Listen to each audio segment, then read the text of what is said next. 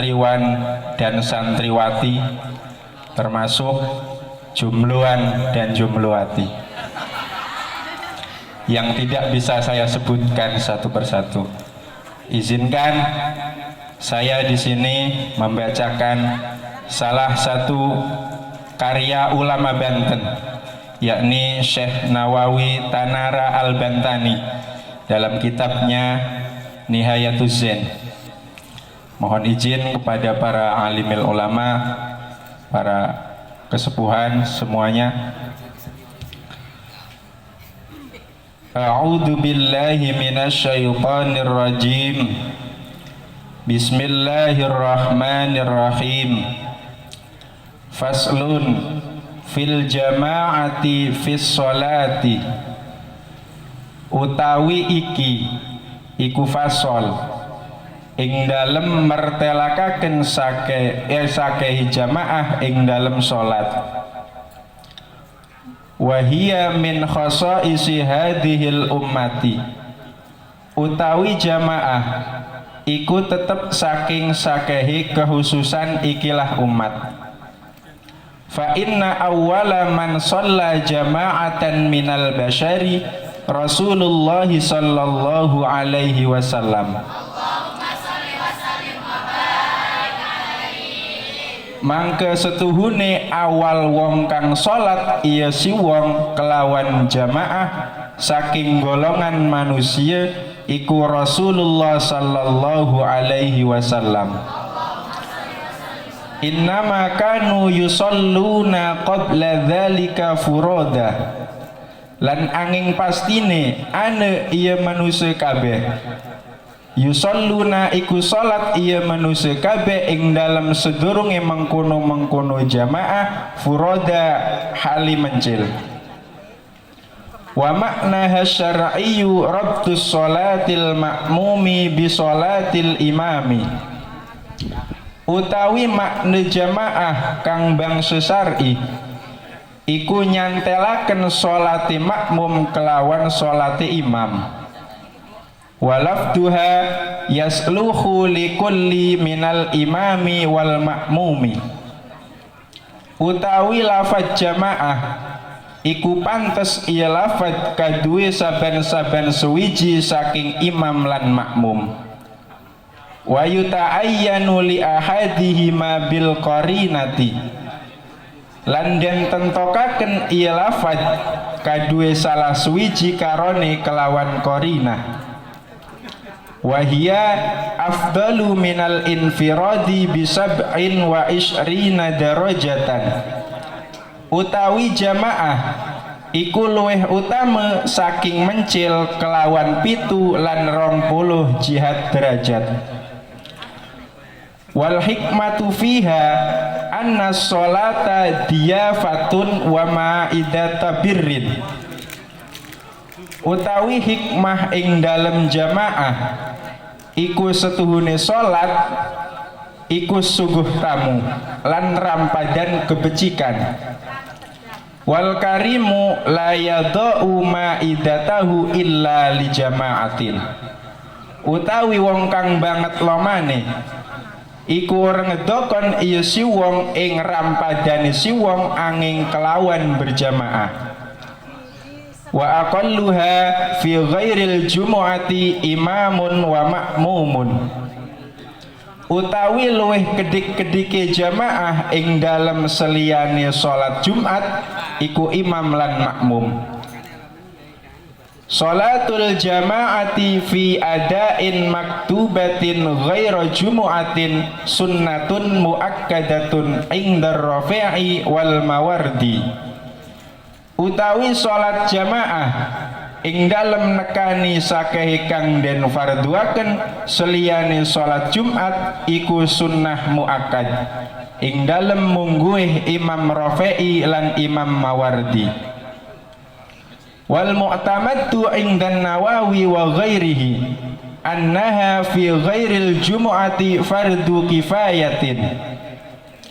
Utawi kaul kang luwih muktamad ing dalem mungguhe Imam Nawawi lan seliyane Imam Nawawi iku setuhune jamaah ing dalem seliyane salat Jumat fardu kifayatin iku fardu kifayah lirijalin ahrorin kaduwe sakehi wong lanang kang merdeka mukimina kang umah-umah kabeh ghaira urratin seliyane kang wewuda fi adain maktubatin ing dalem nekani kang den farduaken.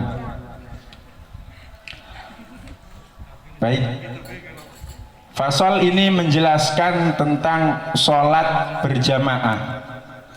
Wahia min khosa'isi hadhil ummati. Sholat berjamaah itu dikhususkan kepada umat ini, dalam arti umat Kanjeng Nabi Muhammad sallallahu alaihi wasallam. Dengan begitu, umat sebelum Kanjeng Nabi itu tidak disyariatkan untuk berjamaah. Semenjak Nabi Adam sampai umat Kanjeng Nabi itu tidak ada yang disyariatkan sholat berjamaah kecuali umat Kanjeng Nabi. Kenapa? Karena ini adalah bentuk keistimewaan, bentuk keistimewaan rahmat Allah yang diberikan kepada kita selaku umat Kanjeng Nabi Muhammad sallallahu alaihi wasallam. Apa keistimewaan yang ada dalam sholat berjamaah? Banyak. Salah satunya adalah ketika kita hendak melaksanakan sholat berjamaah, kita disunahkan untuk adzan terlebih dahulu. Adzan ini adalah seruan, panggilan. Jadi ada hikmah, ada keistimewaan. Dan ketika adzan pun kita disunahkan untuk menjawab adzan. Selain adzan, ada juga keistimewaan-keistimewaan yang lain. Salah satunya adalah menunggu jamaah. Ini yang biasa terjadi di masyarakat kita. Sing adzan sampun siang adzan sudah datang ke masjid, adzan sudah selesai, jamaahnya belum pada datang. Ini adalah menunggu jamaah, ini adalah salah satu keistimewaan-keistimewaan. Makanya sholat berjamaah ini dianjurkan atau disyariatkan kepada umat kita, umat Kanjeng Nabi Muhammad sallallahu alaihi wasallam. Ada banyak keistimewaan-keistimewaan sholat berjamaah. Yang lain adalah ketika kita melaksanakan sholat dengan berjamaah, sang imam menyuruh makmumnya untuk meluruskan barisan atau meluruskan shaf. Andai saja sholat berjamaah ini tidak disyariatkan, maka siapa? Apakah makmum menyuruh siapa nanti yang meluruskan barisan? Orang dia sholatnya sendiri. Makanya ini adalah keistimewaan sholat berjamaah. Selain itu juga keistimewaan sholat berjamaah adalah adanya silaturahmi. Yang di kampung sini, yang di RT 1 bisa ketemu dengan RT 2, bisa bertatap muka, bisa bersilaturahmi, bisa bersalaman. Ini adalah salah satu keistimewaan sholat berjamaah. Fa inna awwala man shalla jama'atan minal basyari. Pertanyaan, siapa orang pertama yang melakukan sholat berjamaah? Jadi orang yang pertama melakukan sholat berjamaah adalah Rasulullah sallallahu alaihi wasallam. Rasulullah pernah berkata, "Shallu kama ra'aitumuni usolli." Salatlah kalian sebagaimana kalian melihat aku salat.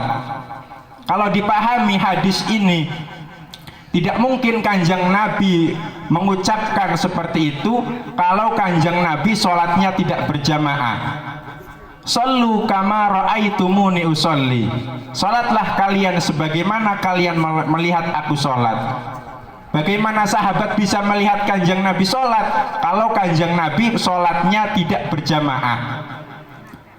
Ini makanya orang yang pertama melaksanakan sholat berjamaah adalah Kanjeng Nabi. Wahia afdalu minal infiradi. Adapun sholat berjamaah ini lebih utama dibandingkan dengan sholat sendiri-sendiri. Seperti yang dikatakan Nabi, sholatul jama'ati afdalu min sholatil fadhi. Sholat berjamaah itu lebih mulia, lebih utama daripada sholat sendiri, bisab'in wa isrina darajatan, dengan 27 derajat. Dalam satu hadis dikatakan bi khamsatin wa isrina darajatan, 25 derajat. Terus apa hikmah yang bisa kita ambil dari sholat berjamaah ini? Adapun makna sholat berjamaah secara syar'i adalah rabtu sholatil ma'mumi bi sholatil imami, adalah mengaitkan atau mengikutkan sholatnya makmum kepada imam, mengaitkan sholatnya makmum kepada imam. Jadi makmum harus tunduk patuh mengikuti apa yang dilakukan imam. Kalau imam takbir, makmum pun takbir. Imam ruku, makmum pun ruku. Imam sujud, makmum pun sujud. Jangan terbalik dan jangan mendahului. Itu adalah makmum yang baik. Ini adalah satu percontohan kepada kita, satu percontohan dalam kehidupan kita sehari-hari. Makmum di sini diumpamakan sebagai rakyat biasa, rakyat kita ini rakyat. Sedangkan imam itu adalah pemimpin umarah kita. Jikalau kita menjadi makmum, kita harus menuruti, menaati apa yang diperintahkan, apa yang dilakukan oleh imam. Itu adalah rakyat yang baik. Apabila kita menentang, tidak menaati aturan-aturan yang dibuat pemerintah, selagi itu masih dalam aturan agama, itu termasuk makmum yang tidak baik. Begitupun sebaliknya, apabila imam ini menurut kita tidak sesuai dengan aturan-aturan agama, aturan-aturan bangsa dan negara, kita boleh mufarokoh, niat memisahkan diri dari imam. Ini adalah satu percontohan kita dalam kehidupan sehari-hari. Makanya sholat berjamaah ini disyariatkan atau dianjurkan kepada umat Nabi Muhammad sallallahu alaihi wasallam. Lalu apa hikmah yang bisa kita ambil dari disyariatkannya, diperintahkannya sholat berjamaah ini? Wal hikmatu fiha anna sholata diyafatun. Adapun hikmah melaksanakan sholat berjamaah, sholat adalah suguhan atau jamuan, wa ma'idatu birri, dan jamuan yang baik. Jadi dalam diri kita terdapat jasmani dan rohani. Imam Ghazali pernah berkata, jasmani itu membutuhkan energi, membutuhkan makan, membutuhkan minum, dan membutuhkan yang lain. Rohani kita pun sama, membutuhkan makan, membutuhkan minum.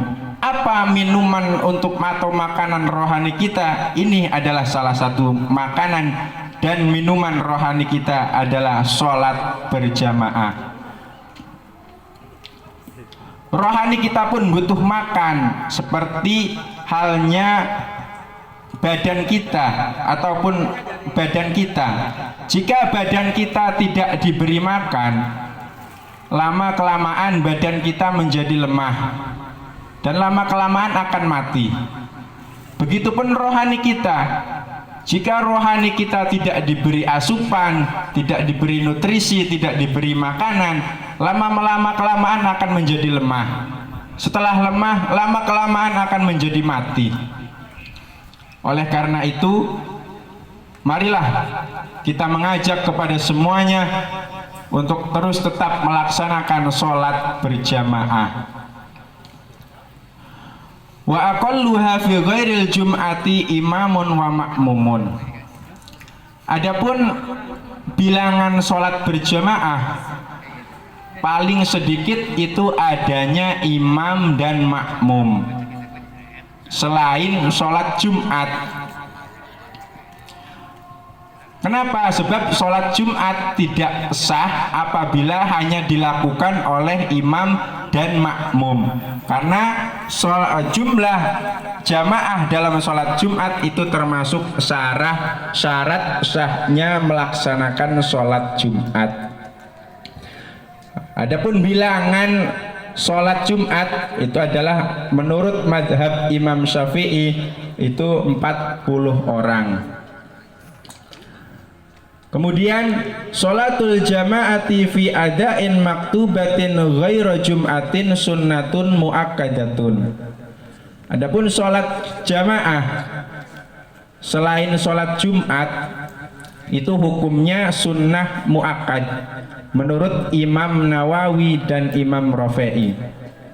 Apabila kita mengambil pendapat Imam Rafi'i, sholat jamaah itu hukumnya sunnah muakkad. Apabila dalam satu kampung, dalam satu kota, dalam satu kelurahan tidak ada yang melaksanakan sholat berjamaah, maka satu kampung, satu kelurahan, satu kota tidak ada yang mendapatkan pahala dan tidak juga mendapatkan dosa. Kalau kita mengambil pendapat Imam Rafi'i dan Imam Mawardi bahwa sholat berjamaah itu hukumnya sunnah muakkad. Tapi ada pendapat yang lebih kuat mengenai sholat berjamaah menurut Imam Nawawi. Menurut Imam Nawawi, sholat berjamaah itu hukumnya fardu kifayah. Apabila dalam satu kampung, dalam satu kelurahan, dalam satu kota tidak ada yang melaksanakan sholat berjamaah, maka seluruh kampung, seluruh kelurahan, seluruh kota itu mendapatkan dosa. Mendapatkan dosa. Tapi sebaliknya, apabila dalam satu kampung itu ada satu orang yang melaksanakan sholat berjamaah, maka seluruh kampung tersebut tidak mendapatkan dosa, gugur kewajiban atas seluruh kampung berkat satu orang yang melaksanakan sholat berjamaah. Makanya ini ada dua pendapat, ada sunnah muakkad dan ada fardu kifayat. Sunnah muakkad menurut Imam Rafi'i dan sunnah fardu kifayah menurut Imam Nawawi. Bagaimana? Apakah tinggal memilih, kita memilih pendapat Imam Rafi'i atau Imam Nawawi? Kalau menurut Imam Rafi'i hukumnya sunnah muakkad, menurut Imam Nawawi hukumnya fardu kifayat. Dan fardu kifayat ini lirijali akhrarin, khusus bagi laki-laki yang merdeka. Jadi perempuan tidak termasuk ke dalam hukum fardu kifayah. Menurut Imam Nawawi, yang masuk ke dalam hukum fardu kifayah adalah bagi laki-laki yang merdeka, selain yang tidak mempunyai pakaian, ghaira urratin, selain yang tidak mempunyai pakaian, untuk melaksanakan sholat fardu.